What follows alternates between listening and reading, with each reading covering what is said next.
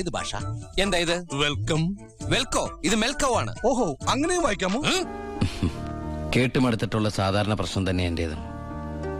പക്ഷേ ഒരു നോർമൽ ആൾക്കുണ്ടാകാവുന്ന ഏറ്റവും വലിയ പ്രശ്നം സാമ്പത്തിക ബാധ്യത. എന്നിട്ടിപ്പോ നാട് മുഴുവൻ കടവാക്കി മനുഷ്യന് പുറത്തിറങ്ങി നടക്കാൻ വയ്യാണ്ടായില്ലേ? ഇപ്പൊ വീട്ടിലിരിക്കാൻ വയ്യാണ്ടായി. ഉണ്ണി, ഇത് നമ്മളോട് വേണ്ട. ഈ നമ്പർ ഒന്നും നമ്മളെടുത്തെടുക്കണ്ട. ഇതൊരു നമ്പറാ, അവസാനത്തെ നമ്പർ. ജീവിക്കാൻ കൊതിയിലഞ്ഞിട്ടല്ല, വേറൊരു മാർഗമില്ലഞ്ഞിട്ടാ. സത്യത്തിൽ തനിക്ക് നാടകം വല്ലതും അറിയാമോ? 2 തവണ യൂണിവേഴ്സിറ്റി ബെസ്റ്റ് ആക്ടർ ആയിരുന്നു മാഷെ. 1 തവണ കലാപ്രതിഭ. നോണെങ്ങനെ കേൾക്കാൻ നല്ല രസമുണ്ട്.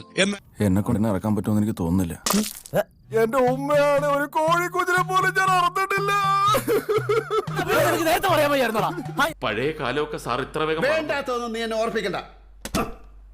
ഇവിടെ എന്നല്ല, എനിക്ക് പരിചയമുള്ള ഒരിടത്തും നിന്നെ പണിയെടുക്കാൻ ഞാൻ സമ്മതിക്കില്ല. ഇറങ്ങുന്നോ അതോ ഞാൻ ചവിട്ടി ഇറക്കണോ? ഇറങ്ങടാ, ഇറങ്ങടാ. എന്താ നോക്കി പേടിപ്പിക്കുന്ന? മുതലാളി ഒരു മണ്ടനാന്ന് അവന്റെയൊക്കെ വിചാരം. നാട്ടുകാരെ കൊണ്ട് പറയിപ്പിക്കാൻ വേണ്ടിട്ട് പച്ചരി മേടിക്കണ്ടേ? അവിടെ ഒരു ഊഞ്ഞാലുണ്ട്, അവിടെ പോയി കിടന്നാൽ കുഴപ്പമില്ലല്ലോ. നീ ഊഞ്ഞാലിരുന്നോ, ആട്ടല്ലേ നീ. എന്റെ പൊന്നു ചേട്ടാ, ചേട്ടന് കഷ്ടകാലമാ. കണ്ണിച്ചോരില്ലാത്തവന്മാരാ പണിയെടുത്ത് ചേട്ടന്റെ നട്ടല് റബ്ബറാകും. പേടിക്കരുത്. പിന്നൊരു കാര്യം, ഇവിടുന്ന് പോകുന്നത് വരെ ഇത്ര വലിയ അയ്യോ വേണ്ട. അതാവാം, എന്നെ പോലല്ല വേടിത്തൊണ്ടനാ. ഞാനൊരു പുരുഷനല്ലടാ, ഒന്ന് ലൈനിട്ട് നോക്കിയതാ. ലൈനാ? മുത്തശ്ശോട് ചൂടാവണ്ട, കൊതുകിനും ഇല്ലേ ക്രിമികടി. ബോസ്, ദൂരെ ഒരു മഞ്ഞുമല. വാ, വിട്ടു വിട്ടു വിട്ടോ. പോട്ടെ പോട്ടെ.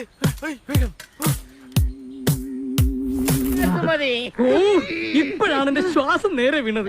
ലോകത്ത് ഇതുപോലെ അമ്മയ്യപ്പനെ മരുമോനെ ഇനി ഒത്തുകിട്ടാൻ വല്ല സാധ്യതയുമുണ്ടോ? ഇല്ലെങ്കിൽ ഇന്നത്തെ ദിവസത്തെ യാത്ര ദുസ്സഹവും ക്ലേശകരവുമായിരിക്കും, അല്ലേ ചേട്ടാ?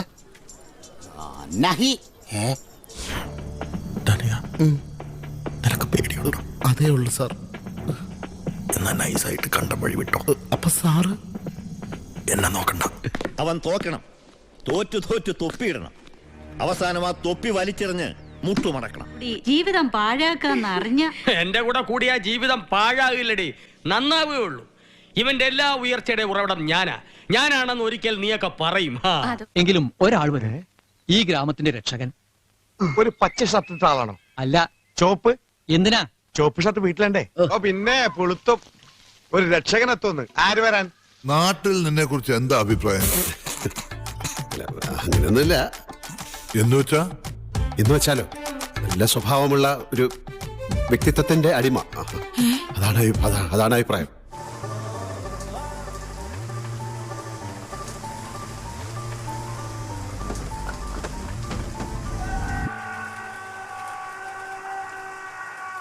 മാഹിയിൽ സാധനങ്ങൾ വില കുറച്ച് കിട്ടുമെന്ന് കേട്ടിട്ടുണ്ട്. ഭൂമിക്ക് എങ്ങനെയാ വില കുറവുണ്ടോ? എന്റെ ഉപ്പ് ഇങ്ങനെയാ, കുറഞ്ഞ വിലക്ക് എന്തെവിടെ കിട്ടുമോ അവിടെ ഉണ്ടാകും.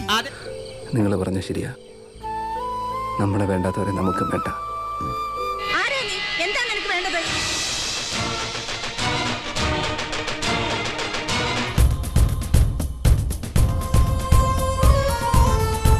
ഇന്ന് മുതൽ നമ്മൾ ഒന്നാ. എന്ത് പ്രശ്നം വന്നാലും ഒന്നിച്ച് നിൽക്കണം, ഒന്നിച്ച് സ്ട്രോങ് ആയിട്ട് നിൽക്കണം. ഞാൻ പറഞ്ഞില്ല ഇതൊന്നും വേണ്ടെന്ന്. ഈ വലിയ മനുഷ്യണ്ടല്ലേ, ഇത്തേറ്റ പേരാണ് മാണിക്യം, രായമാണിക്യം. അതേ അവൻ ഇന്ന് ജീവിച്ചിരിപ്പുണ്ടായിരുന്നെങ്കിൽ. ജീവിച്ചിരിപ്പുണ്ട്, എപ്പോഴും ജീവിച്ചിരിപ്പുണ്ട്. അവിടെയുള്ള ഓരോരുത്തരുടെ മനസ്സിനുള്ളിലും അവൻ ഇന്നും ജീവിച്ചിരിപ്പുണ്ട്. ജീവിക്കണമെങ്കിൽ അവനെ പോലെ ജീവിക്കണം.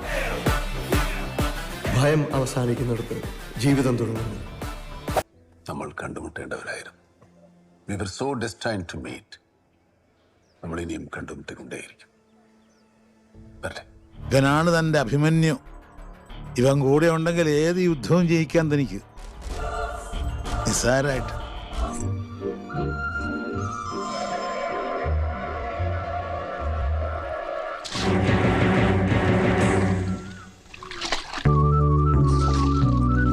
ഇനി ഇമാതിരി ഇഞ്ചാമ്പുളി പരിപാടിയായിട്ട് ഇങ്ങോട്ട് വന്ന എന്റെയൊക്കെ നെഞ്ചത്തെ തൃശ്ശൂർ പൂരം നടത്തും ഞാൻ. ചെകുത്താനും കടലിനും നടുവിലൊന്ന് പറഞ്ഞു കേട്ടിട്ടേ ഉള്ളൂ. എന്നെ ഇവിടെ നിന്ന് രക്ഷിക്കണേ ഭഗവാനെ. ഞങ്ങളുണ്ടടാ നിന്റെ കൂടെ. അതേടാ, സുഹൃത്ത് ബന്ധമാണ് ഏറ്റവും വലുത്. ഒരാഴ്ചയല്ല, വേണമെങ്കിൽ 1 മാസം നിനക്ക് വേണ്ടി ഇവിടെ നിൽക്കും. ഇവർ രണ്ടുപേരും. അപ്പൊ നീയാ? അയ്യോ, എനിക്ക് പോണം. പണം, അധികാരം, എല്ലാം എല്ലാം നേടണം. എനിക്കെല്ലാം നേടണം. അവനെ എങ്ങനെയെങ്കിലും കൊന്നുകളഞ്ഞിട്ട് ആ കോളനി എനിക്ക് സ്വന്തമാക്കണം. ഇവിടെ വീണ്ടും എനിക്ക് ഭരിച്ചേ മതിയാവൂ. എന്ത് ചെയ്യണം ഞാൻ അതിനു വേണ്ടി? എല്ലാം പോയി എനിക്ക്. എടാ അണ്ടർവേൾഡ് മുഴുവൻ എന്റെ കയ്യിലാ, നിനക്കറിയോ? രക്ഷകനായിട്ടായിരുന്നു, രക്ഷിക്കാനായിട്ടായിരുന്നു അദ്ദേഹത്തെ എന്റെ കൺമുമ്പിൽ എത്തിച്ചത് എന്നെനിക്കറിയില്ല. ലക്ഷ്യത്തിലെത്താൻ ഇറങ്ങി പുറപ്പെട്ടവന്റെ ജീവിതം ജയിച്ചു കാണിക്കാൻ. അങ്ങനെ വടക്കൻ വീട്ടിൽ കൊച്ചുകുഞ്ഞ് ഹാഫിസ് അലി ഇബ്രാഹിമിന്റെ വലം കൈയായി. നിന്റെയൊക്കെ പിന്നിൽ ആരാണെന്ന് എനിക്ക് നന്നായി അറിയാം. എന്നെയും ഈ നാടിനെയും അവൻ ഉടനെ അറിയും. നേരം പോക്ക് നടക്കട്ടെ. വേണ്ടടാ മോനെ, പൂരം കുറെ കണ്ടടാ ലോട്ടേട്ടൻ. എന്നാ പിന്നെ കാണാൻ പോണ പൂരത്തിന്റെ വെടിക്കെട്ടിന്റെ തീ ഞാൻ തന്നെ കത്തിക്കാം. ഈ തവണത്തെ പൂരം ജോസേട്ടൻ എന്റെ വക. കാണേണ്ട പൂരമാണെങ്കിൽ ലോട്ടേട്ടൻ കണ്ടിരിക്കുവാടാ മക്കളെ. ഈ ഷേർഖാൻ ആ ചരിത്രം തിരുത്തി എഴുതാൻ നിശ്ചയിച്ചു കഴിഞ്ഞു. ഈ യുദ്ധം അവസാനിക്കുന്നതിന് മുമ്പ് കാലഭൈരവനെ വധിച്ചിരിക്കും ഞാൻ. ഇതെന്റെ പ്രതിജ്ഞയാണ്. തോന്നി അതങ്ങനെ വരൂ, അതങ്ങനെ സംഭവിക്കൂ. ഈ ലോകത്തിനൊരു പോക്കേ. സ്റ്റീഫച്ചായ, അച്ചായനോട് ഞങ്ങൾക്ക് വിരോധമൊന്നുമില്ല. പക്ഷെ മുകളിൽ നിന്ന് ഉത്തരവ് വന്നു ഞങ്ങൾക്ക് ചെയ്യാതിരിക്കാൻ പറ്റില്ല. കൊന്നുകളയാനാ പറഞ്ഞത്. ഞങ്ങൾ എന്താ വേണ്ടേ? കൊന്നുകളയാൻ പറഞ്ഞാൽ കൊന്നുകളയണം. മിസ്റ്റർ DGP, നിങ്ങളുടെ പോലീസ് ഓഫീസേഴ്സ് ഹോം മിനിസ്റ്ററെ കാണുമ്പോൾ എങ്ങനെയാണ് ബിഹേവ് ചെയ്യുന്നത്? That's it. Keep it up. ചെയ്യേണ്ട ജോലികളൊക്കെ കഴിയുന്ന നേരത്തെ ചെയ്ത് തീർക്കണം. അതാണ് ഡോക്ടർ അപ്പുക്കുട്ടന്റെ പോളിസി. വേണ്ട, എന്നോട് ഇത് വേണ്ട. ടെസ്റ്റ് കൊണ്ടുവരാൻ പറഞ്ഞിട്ട് പിന്നെ വേണ്ടെന്ന് പറഞ്ഞാൽ എങ്ങനെയാണ്? എന്നോട് കളിച്ചാലേ നീ ഒന്നും അധികകാലം മൂത്രമൊഴിക്കൂല.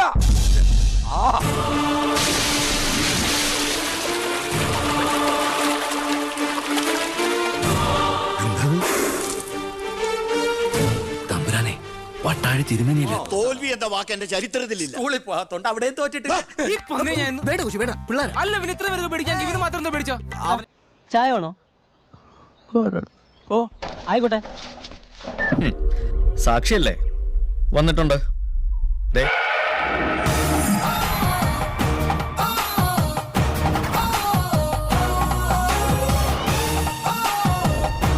നീയല്ലേ പറഞ്ഞത് എന്നെ ഇവിടെ ഇട്ട് കൊല്ലൂന്ന്?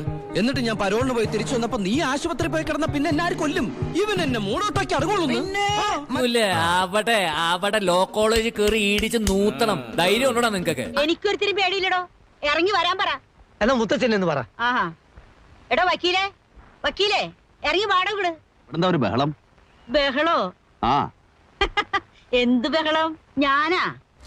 നിന്റെയൊക്കെ ശബ്ദം പൊങ്ങിയാൽ രോമത്തിന് കൊള്ളുകലെന്റെ നന്ദഗോപാൽമാരാർക്ക് വിലയിടാൻ അങ്ങ് തലസ്ഥാനത്ത് ദില്ലിയിലും ഒരുപാട് ക്ണാപ്പന്മാർ ശ്രമിച്ചു നോക്കിയതാ.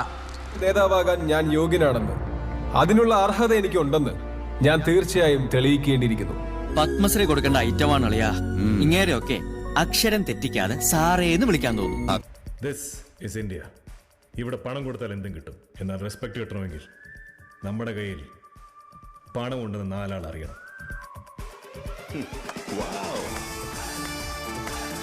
പലരുടെയും കണ്ണുകൾ നറാച്ചിയുടെ മേൽ പതിഞ്ഞു. മാഡം,